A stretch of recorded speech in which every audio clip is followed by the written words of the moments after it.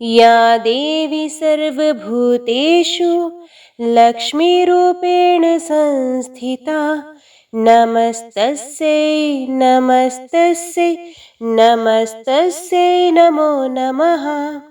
जय महालक्ष्मी, जय माता दी। आप सभी को आपके अपने YouTube चैनल जय मां कंजक में हार्दिक स्वागत है। मार्गशीर्ष के महीने में गुरुवार के दिन देवी लक्ष्मी जी की पूजा और व्रत का विधान है। वैसे तो आम दिनों में शुक्रवार के दिन महालक्ष्मी देवी की पूजा की जाती है, लेकिन इस महीने में गुरुवार के दिन भी महालक्ष्मी जी की पूजा की जाती है। मान्यता है कि इस दिन देवी की पूजा करने से धन की बरसात होती है और घर में सुख समृद्धि का वास होता है और माता रानी की कृपा से सभी कष्ट भी दूर हो जाते हैं। इसलिए इस महीने में विशेषकर भगवान श्री कृष्ण और माता लक्ष्मी जी की पूजा जरूर करनी चाहिए। मार्गशीर्ष मास को अघन मास भी कहते हैं। वैसे तो इस महीने में पड़ने वाले सभी गुरुवार के दिन व्रत भी रखना चाहिए, लेकिन जो सारे गुरुवार का व्रत ना रख पाए, अगर एक भी गुरुवार का व्रत रख ले तो उससे भी माता लक्ष्मी जी प्रसन्न हो जाती हैं। जो लोग किसी कारण से कोई भी व्रत ना रख पाए, तो ऐसे में सच्चे मन से महालक्ष्मी जी की पूजा करके सभी को व्रत की कथा भी अवश्य पढ़नी और सुननी चाहिए। आज के वीडियो में आप श्रवण करेंगे माता महालक्ष्मी जी की पौराणिक व्रत कथा। इससे पहले मैं आपको बता दूं कि हमारे चैनल पर हर दिन आप मार्गशीर्ष मास महात्म्य की कथाएं और भागवत कथा भी सुन सकते हैं। अगर आपने इन कथाओं को नहीं सुना है तो प्लीज जरूर सुनिएगा। आइए भक्तजनों, ध्यान से सुने श्री महालक्ष्मी जी की व्रत कथा। गुरुवार की व्रत कथा। इसे श्रवण और पठन करने से दुख दारिद्र्य दूर हो जाता है। श्री महालक्ष्मी माता की कृपा से सुख संपत्ति ऐश्वर्य प्राप्त होता है। मन की संपूर्ण इच्छाएं पूरी हो जाती हैं। श्री महालक्ष्मी माता के अनेक रूप तथा नाम हैं। भूतल में वे छाया, शक्ति, तृष्णा, शांति, जाति, लज्जा, श्रद्धा, कांति, वृत्ति, समृद्धि, दया, तुष्टि, माता, अधिष्ठात्री एवं लक्ष्मी के रूप में स्थित हैं। उन्हें हम प्रणाम करते हैं।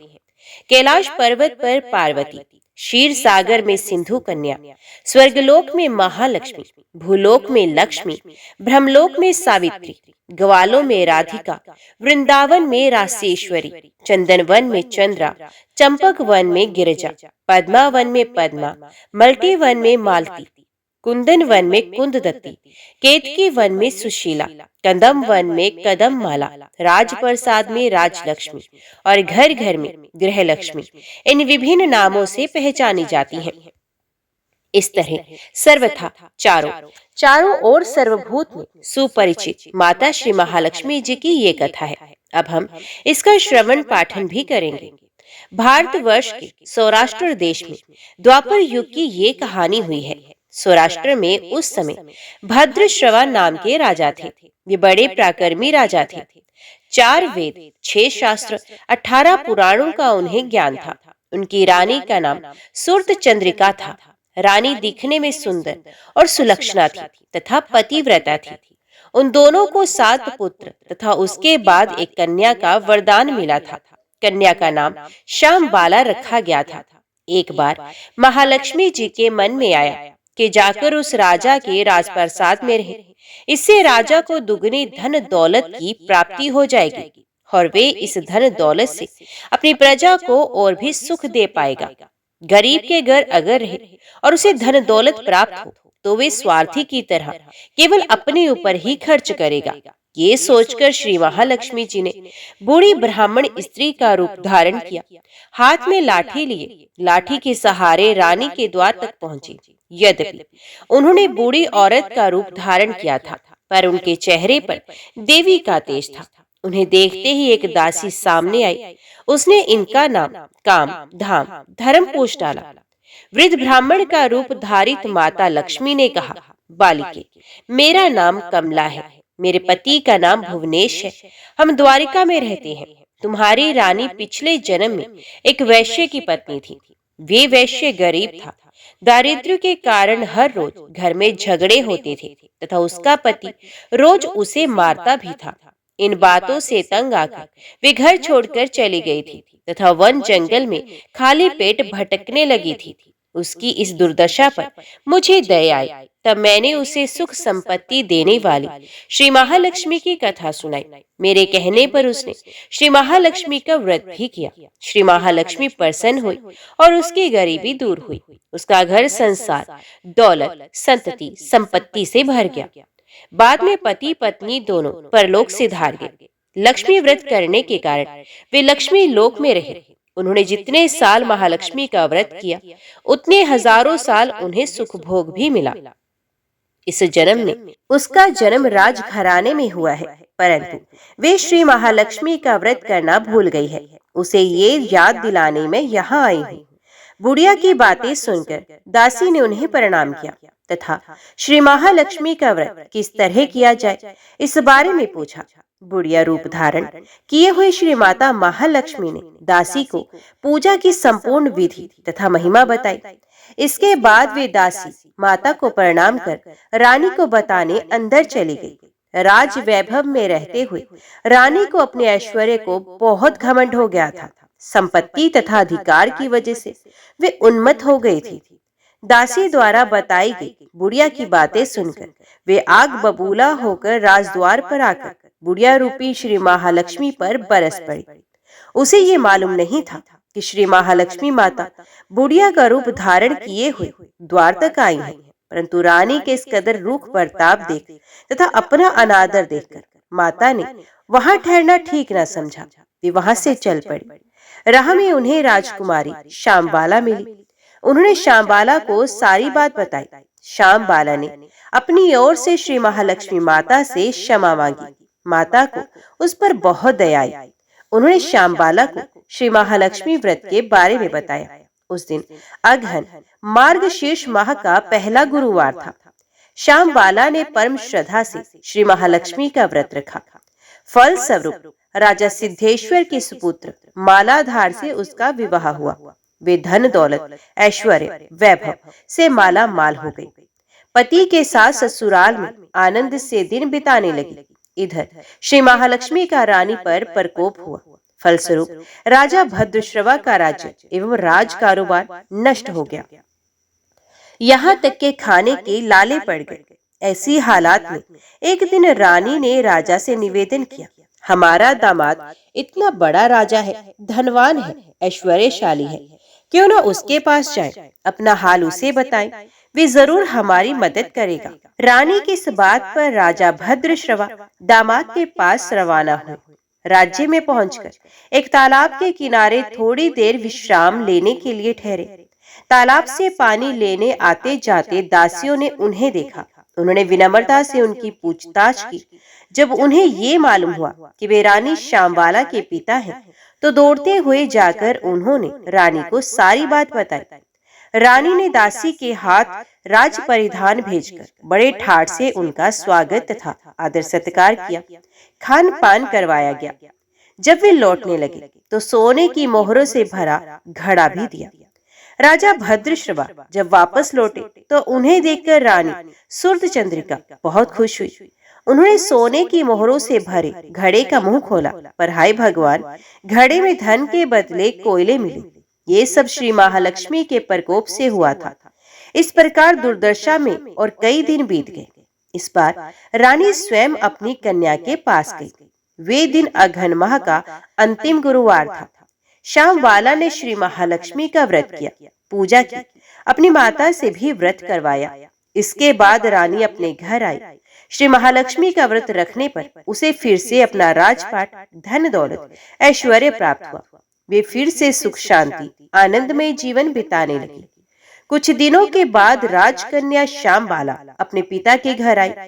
उसे अपने घर देखकर सूर्यचंद्रिका को पुरानी बातें याद आई। यही कि श्यामबाला ने अपने पिता को घड़ा भर कोयला दिया था और उसे तो कुछ भी नहीं दिया था। इसी कारण श्यामबाला को पिता के घर आने पर उसका कोई आदर आतिथ्य नहीं हुआ, बल्कि अनादर किया गया। पर उसने इस बात का बुरा नहीं माना। अपने घर लौटते समय उसने पिता के घर से थोड़ा नमक ले लिया। अपने घर लौटने पर उसके पति ने पूछा, अपने मायके से क्या लाई हो? इस पर उसने जवाब दिया, वहां का सार लाई हूँ। पति ने पूछा, इसका मतलब क्या हुआ? श्यामबाला ने कहा, थोड़ा धीरज रखो, सब मालूम हो जाएगा। उस दिन श्यामबाला ने सारा भोजन नमक डाले बिना बनाया और परोसा। पति ने खाना चखा। सारा खाना नमक बिना बना था, इसलिए स्वाद नहीं आया। फिर श्यामबाला ने थाली में नमक डाला, इससे सारा भोजन स्वादिष्ट लगने लगा। तब श्यामबाला ने पति से कहा, यही है वे मायके से लाया हुआ सार। पति को उसकी बात सही लगी। फिर वे दोनों हंसी मजाक करते हुए भोजन करने लगे। कहा गया है कि इस तरह जो कोई श्रद्धा भाव से श्री महालक्ष्मी जी की पूजा करे, उसे माता की कृपा प्राप्त होती है, सुख संपत्ति शांति प्राप्त होती है, सभी मनोकामनाएं पूर्ण हो जाती हैं। परंतु ये सब प्राप्त होने पर माता की पूजा को भूलना नहीं चाहिए। हर गुरुवार को व्रत पाठ अवश्य करना चाहिए। इस तरह श्री महालक्ष्मी की महिमा भक्तों की मनोकामना पूरी करती है। तो बोलो श्री महालक्ष्मी माता की जय। अभी श्रवण कीजिए दूसरी कथा। एक गांव में एक गरीब ब्राह्मण रहता था। वे नियमित रूप से जगत के पालनहार विष्णु भगवान की आराधना करता था। उसकी पूजा भक्ति से प्रसन्न होकर उसे भगवान श्री विष्णु ने दर्शन दिए और ब्राह्मण से वर मांगने के लिए कहा। तब ब्राह्मण ने लक्ष्मी जी का निवास अपने घर में होने की इच्छा जाहिर की। तब श्री विष्णु ने लक्ष्मी जी की प्राप्ति का मार्ग बताया। उन्होंने बताया कि मंदिर के सामने एक स्त्री आती है जो यहाँ आकर उपले थापती है। तुम उसे अपने घर आने का आमंत्रण देना, वही देवी लक्ष्मी है। विष्णु जी ने ब्राह्मण से कहा, जब धन की देवी माता लक्ष्मी जी के तुम्हारे घर पधारेंगी तो तुम्हारा घर धन और धान्य से भर जाएगा। ये कहकर श्री विष्णु जी चले गए। अगले दिन वे सुबह ही वे मंदिर के सामने बैठ गया। लक्ष्मी जी उपले थापने के लिए आई तो ब्राह्मण ने उनसे अपने घर आने का निवेदन किया। ब्राह्मण की बात सुनकर लक्ष्मी जी समझ गई, ये सब विष्णु जी के कहने से हुआ है। लक्ष्मी जी ने ब्राह्मण से कहा कि मैं चलूंगी तुम्हारे घर, लेकिन इसके लिए पहले तुम्हें महालक्ष्मी व्रत करना होगा। 16 दिनों तक व्रत करने और 16वें दिन रात्रि को चंद्रमा को अर्घ्य देने से तुम्हारा मनोरथ पूरा होगा। ब्राह्मण ने देवी के कहे अनुसार व्रत और पूजन भी किया और देवी को उत्तर दिशा की ओर मुंह करके पुकारा। इसके बाद देवी लक्ष्मी ने अपना वचन पूरा किया। मान्यता है कि उसी दिन से इस व्रत की परंपरा शुरू हुई थी।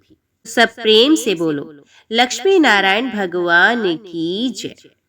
एक बार राजा युधिष्ठिर जी श्री कृष्ण जी से पूछते हैं, भगवान, तीनों लोकों में लक्ष्मी दुर्लभ है, लेकिन व्रत होम तप जप नमस्कार आदि किस क्रम के करने से स्थिर लक्ष्मी प्राप्त होती है? भगवान, आप सब कुछ जानने वाले हैं, इसलिए कृपा कर इसका वर्णन करें। भगवान श्री कृष्ण कहते हैं, महाराज, कहा गया है कि प्राचीन काल में भृगु मुनि की ख्याति नामक स्त्री से लक्ष्मी जी का आविर्भाव हुआ था। भृगु जी ने विष्णु जी के साथ लक्ष्मी का विवाह कर दिया था। लक्ष्मी जी भी संसार के पति विष्णु जी को अपने वर रूप में प्राप्त कर अपने को कृतार्थ समझने लगी। इसके बाद वे अपनी कृपा कटाक्ष से संपूर्ण जगत को आनंदित करने लगी। अब लक्ष्मी जी के प्रभाव से ही प्रजा में क्षेम व सुभिक्ष होने लगा। सभी उपद्रव शांत हो गए। ब्राह्मण हवन करने लगे। देवगण अवश्य भोजन प्राप्त करने लगे। राजा प्रसन्नता पूर्वक चारों वर्णों की रक्षा करने लगे। अब देवताओं को अति आनंद में निमग्न देखकर विरोचन जैसे दैत्यगण लक्ष्मी की प्राप्ति के लिए तपस्या तथा यज्ञ आदि करने लगे। वे सब सदाचारी व धार्मिक हो गए और फिर दैत्यों के पराक्रम से सारा संसार आक्रांत हो गया। कुछ समय के बाद देवताओं को लक्ष्मी का मद हो गया। अब वे शौच, पवित्रता, सत्यता और सभी उत्तम आचार भूलने लगे। देवताओं को सत्यशील तथा पवित्रता से रहते देखकर लक्ष्मी जी दैत्यों के पास चली गई और देवगण श्री विहीन हो गए। दैत्यों भी लक्ष्मी जी को पाने पर बहुत गर्व से भर गए और वे कहने लगे, मैं ही देवता हूँ, मैं ही यज्ञ हूँ, मैं ही ब्राह्मण हूँ, संपूर्ण जगत मेरा ही स्वरूप है। ब्रह्मा विष्णु इंद्र आदि सब मैं हूँ। इस तरह से दैत्य अहंकार से युक्त होकर अनेकों प्रकार के अनर्थ करने लगे। अब अहंकार से मतभ्रष्ट दैत्यों की भी ये दशा देख लक्ष्मी जी व्याकुल हो क्षीर सागर में चली गई। क्षीर सागर में लक्ष्मी जी के प्रवेश करने से तीनों लोग श्री विहीन होने से निस्तेज से हो गए। अब देवराज इंद्र ने अपने गुरु बृहस्पति से पूछा, महाराज कोई ऐसा व्रत या अनुष्ठान बताएं जिसके करने से पुनः स्थिर लक्ष्मी जी की प्राप्ति हो जाए। इंद्रराज की बात सुनकर बृहस्पति जी कहते हैं, देवेंद्र, मैं आपको अत्यंत गोपनीय श्री गुरुवार लक्ष्मी व्रत का विधान बताता हूँ, जिसे करने से आपका अभिष्ट सिद्ध होगा। ऐसा कहकर देवगुरु बृहस्पति ने देवराज इंद्र को व्रत की सारी विधि बताई। बृहस्पति जी के कहे अनुसार इंद्र ने इस व्रत का विधिवत आचरण किया। देवराज इंद्र को ये व्रत करते हुए देख विष्णु आदि सभी देवता, दैत्य, दानव, गंधर्व, यक्ष, राक्षस, सिद्ध, विद्याधर, नाग, ब्राह्मण, ऋषिगण तथा राजागण सभी ये व्रत करने लगे। कुछ काल तक ये व्रत करने पर उत्तम बल और तेज पाकर सभी ने विचार किया कि समुद्र को मत कर लक्ष्मी और अमृत को ग्रहण करना चाहिए। इस विचार के आने पर देवता तथा असुर मंदार पर्वत को मथानी दही मथने वाली और वासुकी नाग को रस्सी बनाकर समुद्र मंथन करने लगते हैं। मंथन करने पर सबसे पहले शीतल किरणों वाले उज्जवल चंद्रमा प्रकट होते हैं। उसके बाद देवी लक्ष्मी प्रकट होती हैं। लक्ष्मी जी के कृपा कटाक्ष को पाकर सभी देवता और दैत्य परम आनंदित होते हैं।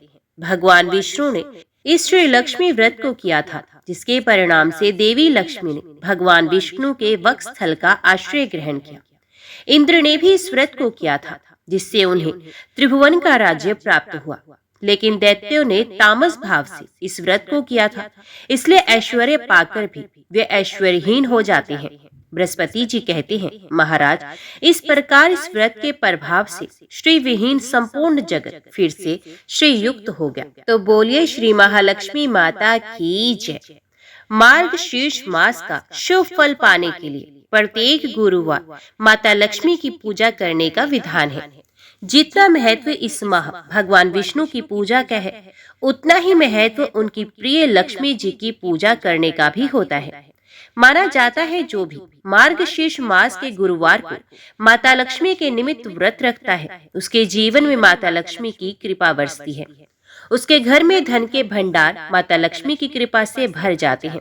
इस दिन चावल के लेप से रंगोली बनाई जाती है और घर की महिलाएं इस लेप से माता लक्ष्मी का स्वागत करती हैं। यदि माता लक्ष्मी को मार्गशीर्ष माह में आपने अपनी भक्ति से प्रसन्न कर लिया तो माना जाता है ऐसे लोगों पर कभी गरीबी का साया नहीं मंडराता और माता लक्ष्मी का अखंड आशीर्वाद सदैव के लिए उस भक्त पर बना रहता है। इसी के साथ इस महीने तुलसी के पेड़ के पास रोज शाम को सूर्यास्त के बाद घी का दीपक जलाना चाहिए। इससे माता लक्ष्मी और भगवान विष्णु दोनों का ही आशीर्वाद मिलता है। इस प्रकार प्रत्येक गुरुवार को मार्गशीर्ष मास में माता लक्ष्मी की पूजा करें। सबसे पहले स्नान करके स्वच्छ वस्त्र धारण करें, तभी पूजा की प्रक्रिया को प्रारंभ करें। स्नान आदि से निवृत्त होने के बाद धन की देवी माता लक्ष्मी की प्रतिमा स्थापित कर एक चौकी पर करें। उसके बाद कुमकुम, चावल, रोली, फूल, मेवे, मिठाई आदि उनको अर्पित करें। माता लक्ष्मी की पूजा के दौरान यदि उनकी कृपा पानी है तो उनके प्रति घर के द्वार पर कई सारे दीप प्रकाशित करें और जहां आप उनकी पूजा कर रहे हैं वहां उनकी प्रतिमा के सामने भी एक दीप प्रज्वलित करें। माना जाता है ऐसा करने से माता लक्ष्मी उस घर में सदैव के लिए निवास करती हैं और घर की सुख समृद्धि में बढ़ोतरी करती हैं। मान्यता है कि इस दिन एक समय के लिए माँ लक्ष्मी अपने भक्तों के घर में प्रवेश करती हैं। इसलिए लोग इस दिन चावल के लेप से बनी आकर्षक रंगोलियां घर के द्वार पर बनाते हैं। पहले गुरुवार को चावल के लेप से बनी इस रंगोली में माँ लक्ष्मी के चरण चिन्ह को अवश्य बनाएं। इस दिन माता लक्ष्मी को आप घर के बनाए हुए पकवानों जैसे कि मालपुआ, खीर और मिष्टान समेत आदि चीजों का भी भोग लगा सकते हैं। पूजा के दौरान माता लक्ष्मी के निमित्त कलश तैयार करें। जिसमें धान की बालियां और आम के पत्तों का मुख्य रूप से प्रयोग करना चाहिए। मार्गशीर्ष के महीने में माता लक्ष्मी की पूजा दिन में 2 बार करने का विधान है, एक सुबह 5 बजे से पहले और दूसरी शाम को 5 बजे के बाद। माता लक्ष्मी की पूजा के दौरान घी के दीपक से उनकी आरती उतारें और फिर उन्हें मेवे मिष्ठान का भोग लगाएं। आरती के बाद माता लक्ष्मी को हाथ जोड़कर प्रणाम करें और पूजा का प्रसाद घर के सभी सदस्यों में बांटकर खाएं। ऐसा करने से परिवार के सभी सदस्यों पर माता लक्ष्मी प्रसन्न रहेंगी और परिवार का वैभव माता लक्ष्मी के आशीर्वाद से बना रहेगा। तो बोलिए भगवती महालक्ष्मी माता की जय। आज की वीडियो में इतना ही। उम्मीद करती हूँ वीडियो आपको पसंद आई होगी। वीडियो पसंद आई हो तो वीडियो को लाइक और चैनल को सब्सक्राइब जरूर कीजिएगा। जय महालक्ष्मी लिखकर कमेंट बॉक्स में अपनी हाजिरी और अपने सुझाव देना ना भूलेगा। तो मिलते हैं अगली कथा अगली वीडियो के साथ। तब तक के लिए देखते व सुनते रहिए। जय मां कंजक, जय माता दी।